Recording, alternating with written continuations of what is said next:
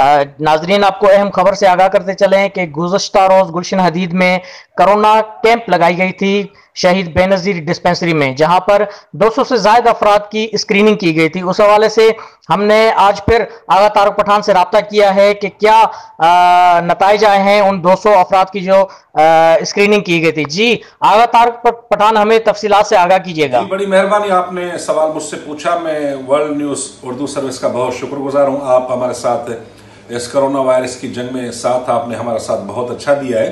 तो मैं आपको ये बताता चलूँ कि गुलशन हदीद में महकमा सेहत सिंध की जानिब से और सिंध हुकूमत की जानिब से जो कैंप लगाया गया था, कोरोना वायरस टेस्टिंग कैंप, तो उसमें हमने टोटल 61 जो है लोगों की टेस्ट किए थे, जिनमें से तकरीबन 4 जो केस हैं वो पुराने, वो दोबारा पॉजिटिव आए हैं क्योंकि अभी तक वो नेगेटिव नहीं हुए हैं।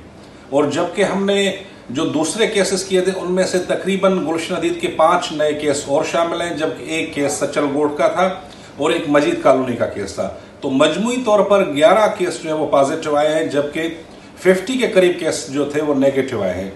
तो इस वक्त जो रेशो चल रहा है कोरोना वायरस का गुलशन हदीद के हवाले से, उसमें हमें भी इस वक्त भी सख्त एहतियात करने की जरूरत है।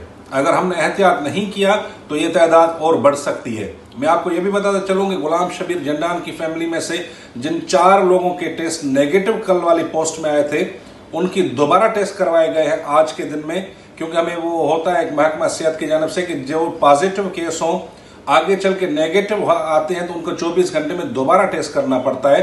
तो उनकी आज टेस्ट किए, उनकी रिपोर्ट्स भी कल आ जाएगी। तो लॉकडाउन पे सिंध हुकूमत की इस बात पे मैं मुत्तफिक हूँ कि जो लॉकडाउन का टाइम दिया गया है उस पे आप मुकम्मल तौर। जी बहुत शुक्रिया आगा तारुक पठान, आपने तफसीलात से आगाह किया। नाजरीन, मजीद खबरों और अपडेट्स के लिए देखते रहिए वर्ल्ड न्यूज़।